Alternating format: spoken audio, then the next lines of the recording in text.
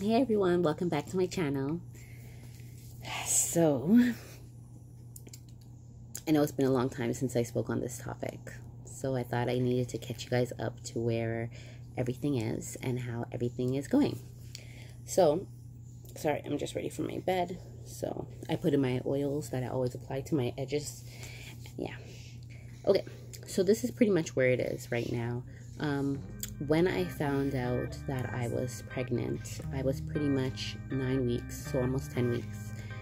And because I was almost 34 at that time, I guess my doctor felt that I should get an IPS. I know IPS is not always asked for, but they asked me to do an IPS. An IPS is where you have to do it between 11 weeks and 13 weeks and 6 days. If you're over that day, 13 weeks and 6 days, they won't do it. If you've hit 14 weeks, they won't do it. So when I went to go do my IPS, I was, what did the thing say? I think they said 13 weeks and 5 days or 13 weeks and 1 day. I can't remember. It was one or the other. Unfortunately, they wouldn't let me record in there, and I can't find the footage that I took. So I don't have that footage for you guys. But I didn't take any footage inside, but I took footage like when I was walking through the halls and stuff like that. So it is what it is. Anyhow, I did mine, like I said, at 13 weeks and 5 days. And they have to measure, it's the back of the head, so their skull, the back of the skull, well, more where your neck is, right around where the neck comes. And there's another second line there. And they measure between there, and that lets them know if your child is at risk for having any type of abnormalities. I don't know the measurements, so I can't tell you that. Anyhow, when I went to go do it, I received a female who I think was fairly new. So she had me there. She did all this stuff. She said she was going to go check it out. She would get back to me. And she came back and she's like, do you mind if we just do some parts over again, because, you know, I'm fairly new and blah, blah, blah. And do you mind if I bring in a colleague? So at this point, I was thinking, oh my gosh, what if she found something wrong? What if she found something wrong? Anyhow, she brought in a colleague. They went through everything. I don't know if there was anything wrong. My doctor never called me, so I'm going to assume it was fine. And that was that. So once I left that, I was in there for about an hour because they had to redo it. And then the baby was very, very active. They're like, well, this baby already has personality. Baby was very, very active. And once that was done, the whole entire ultrasound bit, they didn't give us a picture or anything, so I don't even have that to show you. Once that was done, we have to do blood work the exact same day. So I went over to the blood area, and we ended up waiting about another hour to be seen to do blood in that hospital. This is at the Etobicoke General new building that they made. Anyhow, so we did that, and I drew my blood for the IPS. Now, I was given a sheet that I have to go and do blood for, you know, everything like HIV, anything else that may be on that list, which I can't remember off my head right now, but I have another paper that I was supposed to do. Because it was a fasting blood draw, I know people are going to kill me for this, but I still have not gotten it done. I said I'm going to go do it because I just realized that, oh my gosh, I'm out of my first trimester. I'm completely out of first trimester. So I'm way behind. I need to get caught up. I haven't even went to go see an OBGYN. Like, I haven't had so much things because, you know, like you guys know, I was battling with my decision and what to do and everything like that. So it really took me for a loophole. Anyhow, I have the paperwork. I'm gonna go do it. I'll probably have it done by the time I post this video. Actually, I'm gonna have the paperwork done, and from there, give me 1 second. Sorry about that. So I have to go get that done, and I will. I promised. I said, you know what? I can't risk any more time. I have to get it done because I believe I'm about 5 months, which means I'm 20 weeks and maybe 21 weeks. I don't know, somewhere around there, right? I'm 20 weeks. I think April 2nd, I was 20 weeks from my calculations, from whatever days they told me. So at this point, at 20 weeks, you're supposed to be getting your sugar done, and I don't know if I missed anything else that was supposed to be done.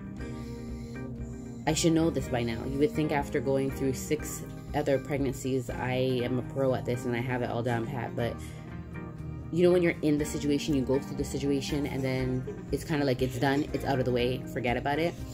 That's pretty much how I handled it. And I never thought I was going to be pregnant again, so I didn't think it was anything that I really had to register. Anyhow, I'm going to go do that this Monday, and then hopefully I'm going to go see that doctor. Yes, I'm going to go see the doctor that advised me to have the abortion again by hopefully Saturday, because I'm figuring he would have the results from the blood work and everything. So then I would only have to see him for him to refer me. He's my family doctor. I have nothing against him, but I have to see him so he can refer me over to an OBGYN. I'm debating whether I want to go back to the same OBGYN or not. I actually was thinking of having a home birth. I wanted to do a home birth with a midwife and do a water birth. So I was thinking of getting like an inflatable pool, blowing it up obviously, and filling it up with water, and actually just giving birth like that. However, my baby father was like, who's gonna clean that? And I'm like, you? And so his ass was like, you better go to the hospital. So, okay. So that is that. But, yeah, so that's where I'm at right now. I know I should be getting my sugar test done. So pretty much the schedule is to go do the blood work, go see the doctor, get referred to my OBGYN, have my first meeting with the OBGYN, and then he'll probably give me the work to go do another ultrasound and my sugar. So that's all in the works. What else? So that is that right now, and I wanted to discuss first trimester. So my first trimester, as you guys know, like the first 9 weeks, I didn't know anything. By the time I actually was clarified and given the yes, you are, I was obviously almost 10 weeks. So I pretty much missed the first trimester. But I did experience a little bit of morning sickness. Not a lot, like maybe a week's worth.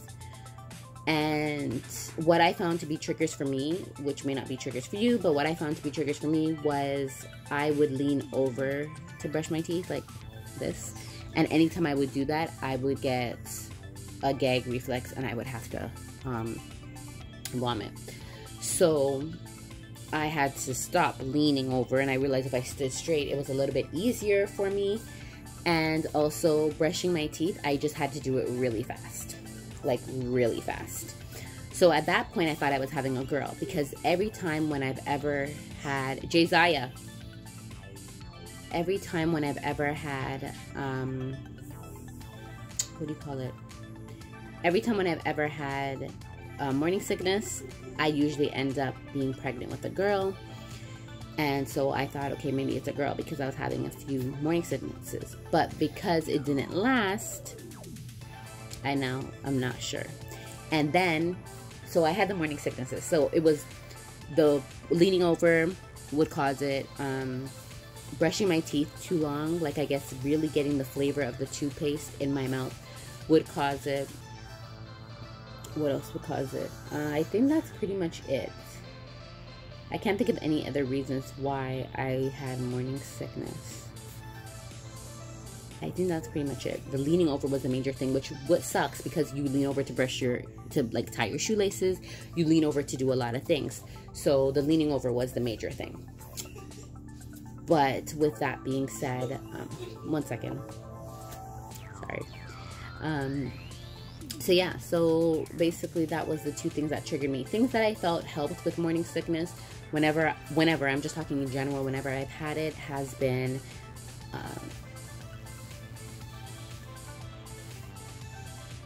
I guess the crackers that come in the red box?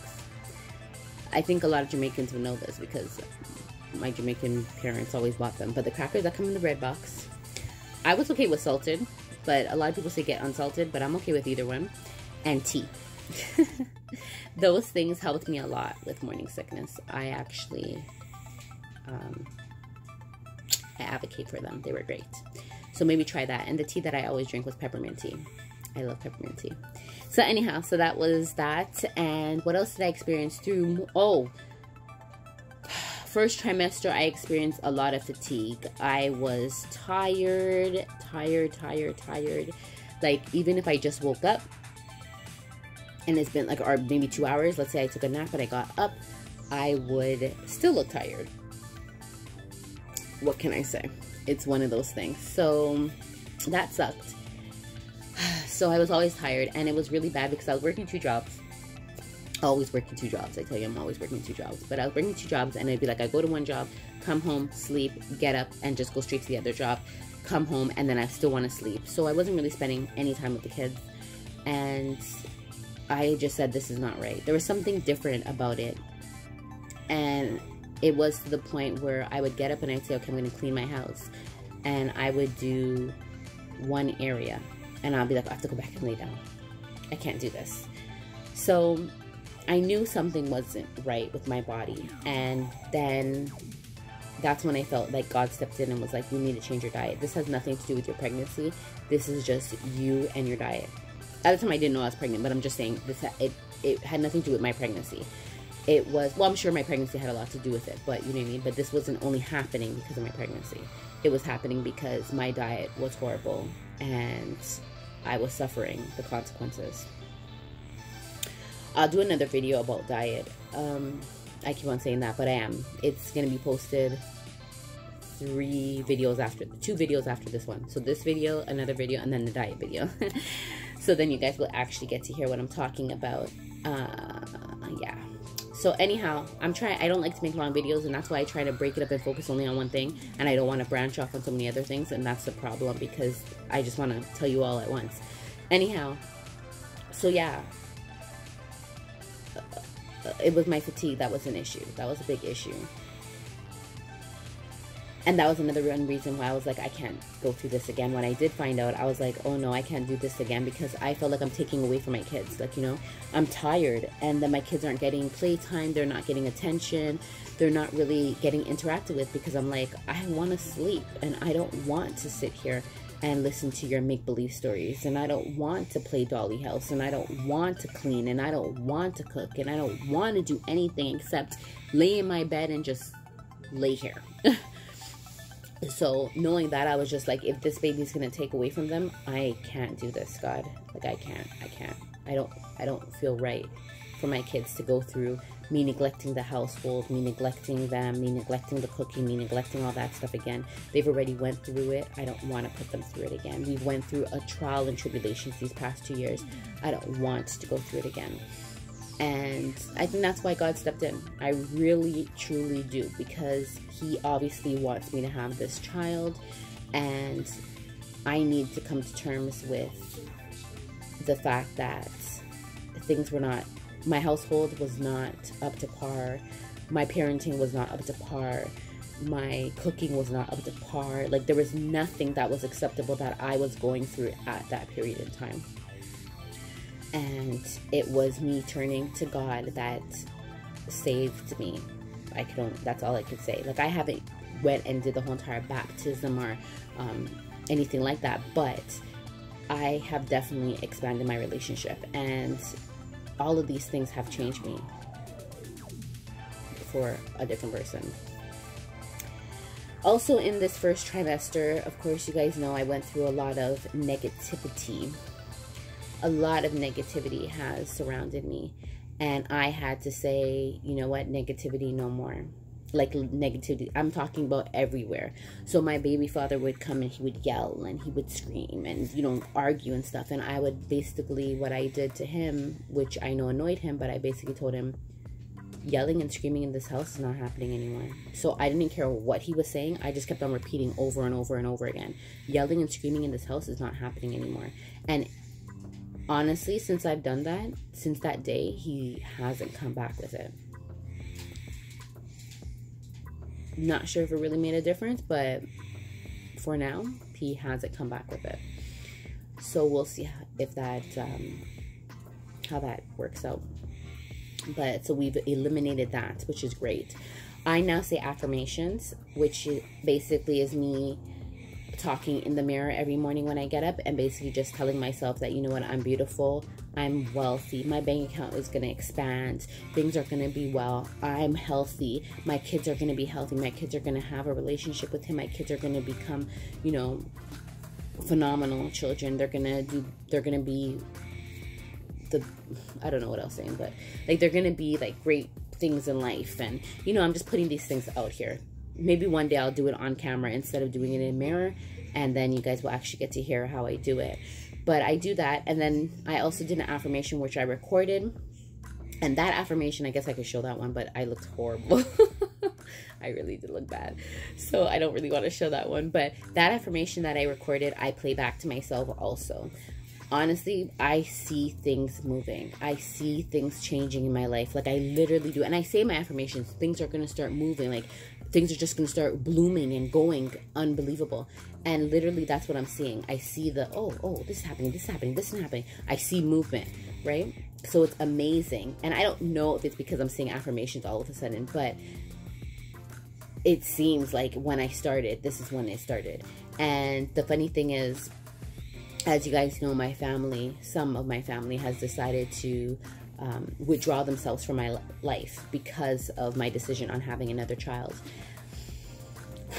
That was hard for me to handle, but it so-called happened the same day that I started my affirmation. My sisters tried to pull a fast one, and I don't care. They're gonna watch this video, and I really and truly don't care. But basically, they came at me and was like, they wanted to take my daughters out to McDonald's.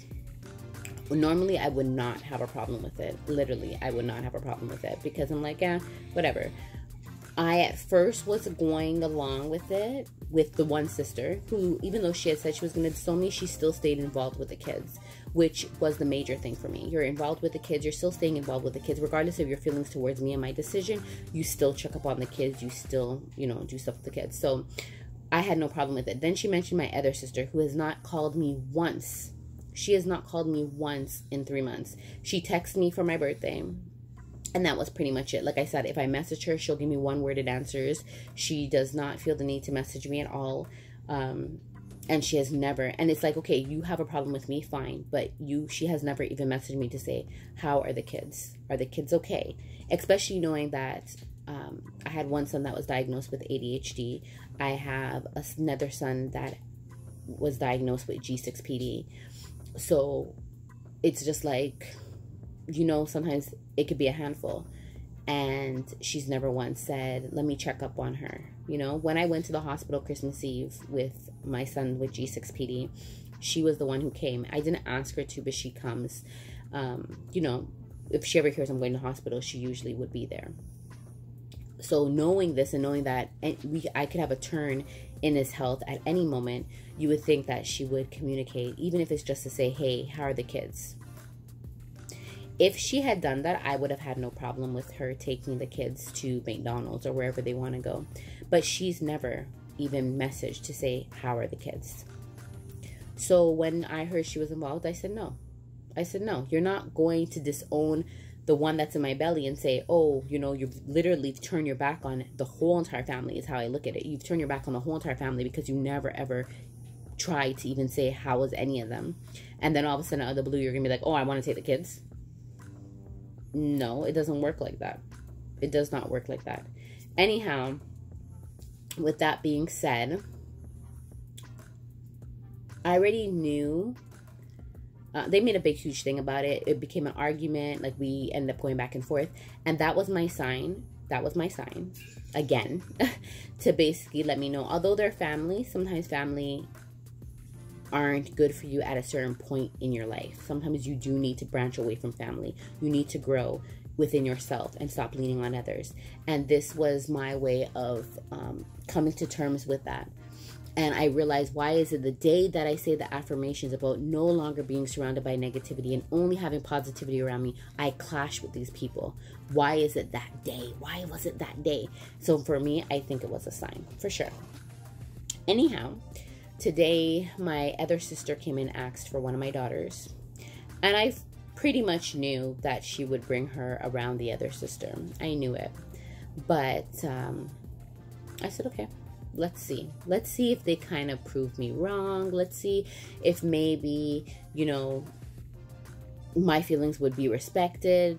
Let's see, because she knows, obviously I already told you no to that sister being around her, because that sister has not made any effort to say that, hey, although I have a problem with your current situation, I still want to check for your kids. But of course, like I suspected, just like I suspected, she took my daughter, and she's of course exposed my daughter to that sister. Now, I'm not mad, because it was expected. And I think the thing is, when you put certain expectations on people and they actually meet those expectations, it makes it a little bit easier for you to handle, because you've expected it. If she didn't do what she did, I would have been shocked. And I would have been like, whoa, really? Really? Because when I had said no to McDonald's, they were like, oh, you're using the kids. You're using the kids. You always use the kids. And I'm thinking, I am not one to use my kids. And the funny thing is my first son's father is nothing. Like, literally, for the first 7 years of my son's life, he wasn't around. For the first 9 years, he didn't do shit. Now, I think when my son's been about 11, he started kind of paying his child support that was put on him, but barely really truly staying on task with that. And honestly, it's only $187 a month. And I've always had my door open. Even though I would cuss him for sure and be like, oh, you're not seeing him, blah, blah, blah. If he showed up at my door, I never shut the door. His mama was rude and facing Altabada and never, ever even sent a dime for the pitney. And she showed up at my door with him when my son was 2. I didn't argue. I didn't complain. I didn't fuss. I opened the door and I let them in. I am not one to use my children. So I don't appreciate even someone trying to put that, you know, title or whatever on me.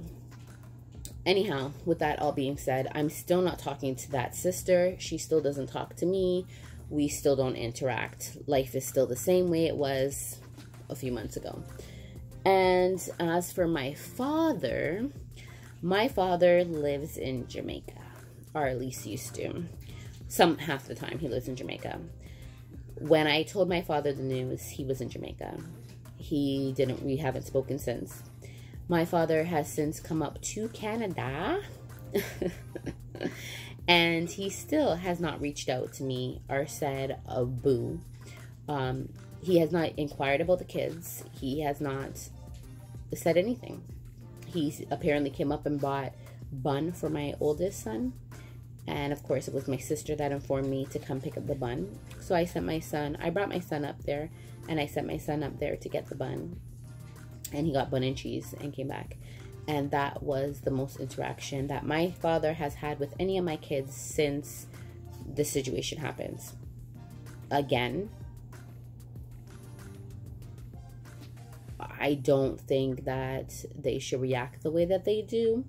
However, the funny thing is, when the whole entire McDonald's situation happened, my sister said, you can't force 5 kids on us. Or who can afford, no, her real words, who can afford 5 kids?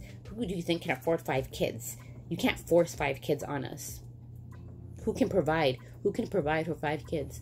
So I had to do a retract and say, hold on. You do not provide for any of my kids. Whether I have 1, 5, 10, 20, that does not matter, because you do not provide for any of them, nor have you ever provided for any of them. I've never turned to you and asked you to buy diapers. I've never turned to you and asked you to buy food. So don't you ever sit here and say who can afford 5 kids. I'm not asking you to. I'm not asking you to. Whether you decide to buy a birthday gift or you decide to buy a Christmas gift, that is up to you. I am not forcing it down your throat. I am not asking you to do it. Plain and simple. Just like my father brought back bun for my oldest, he didn't bring back bun for my second, my third, my fourth. He didn't bring back bun for me. Did I say anything to him? Nope. My first took it. Great. Done. If he decides to buy my first birthday gift, so be it. And he doesn't get the rest, so be it. I don't push my pitney them on nobody. I'm not turning around saying, oh, you bought for this one, so you must buy for this one. Oh, you took this one, so you must take this one. No, I'm not that type of person. Me. I am the provider for my children. So no one should feel affected whether I have 1, 5, 10, 20. So that is the whole entire thing. Family update. My mom, I think I told you guys this already. She's come through with, you know, stuff for the baby. You know, she's never shunned me in any way, shape, or form. She's never made me feel bad. You know, the most thing she said to me is, if you're having a hard time coping now, how are you going to cope with one more? And that was basically all she's ever said. And honestly,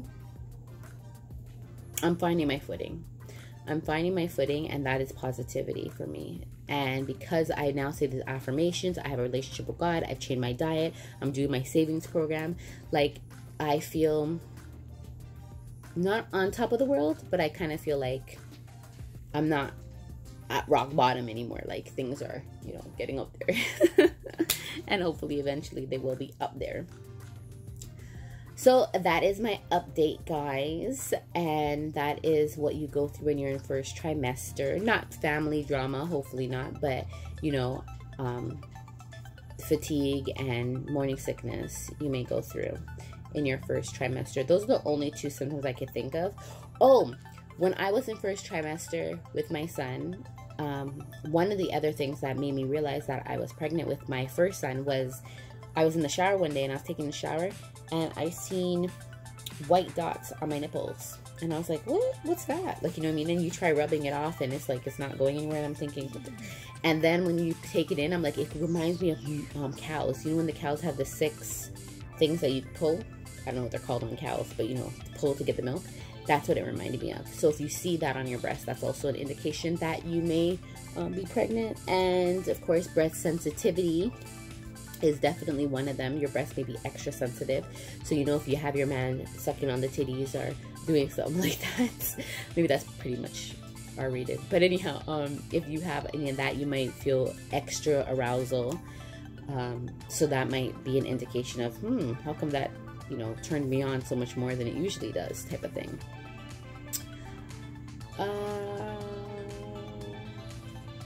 You also may experience food aversions or maybe even cravings. I don't think I had any, but you could experience food aversions. I know with my very, very first son, I couldn't eat McDonald's.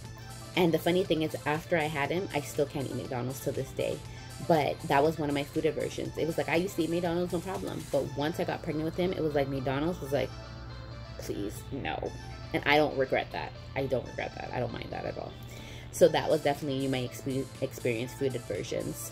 And then you may have cravings, you know. One day you may just feel like having honey by itself, or, you know, something else. I don't know what else. Like peanut butter, or, you know, you may feel for certain things that you may not usually like. Maybe peanut butter on pickles or something.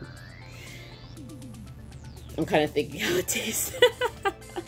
Maybe that taste is good. I don't know. But, you know, you may have weird little things like that. So that's something to also look out for. But otherwise than that, that's your first trimester. And I feel like the first trimester is the hardest to get through because of the fact that it's the first trimester. It's always hard to go through that. You're not showing, and you don't want to tell people. That's another thing that I feel like you don't want to tell people when you're in first trimester, because anything can happen. This is when miscarriages happen.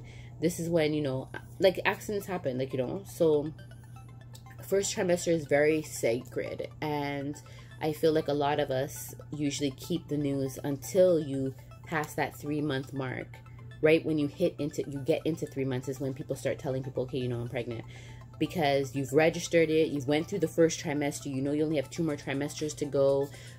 You're probably feeling a little bit better, more energetic, and so forth like that. So that is my update. If you guys want to know anything else, please put it in the comments below. Don't forget to like this video with a big thumbs up, because we're moving on to positivity. And don't forget to subscribe. Don't forget to subscribe. So I will see you guys in another video, and I definitely will keep you guys updated. We're going into, I'm in my second trimester, almost 4 more weeks before I go into 3rd trimester, which is kind of exciting. So I'll let you guys know about that. Anyhow, in the meantime, stay well. Ciao.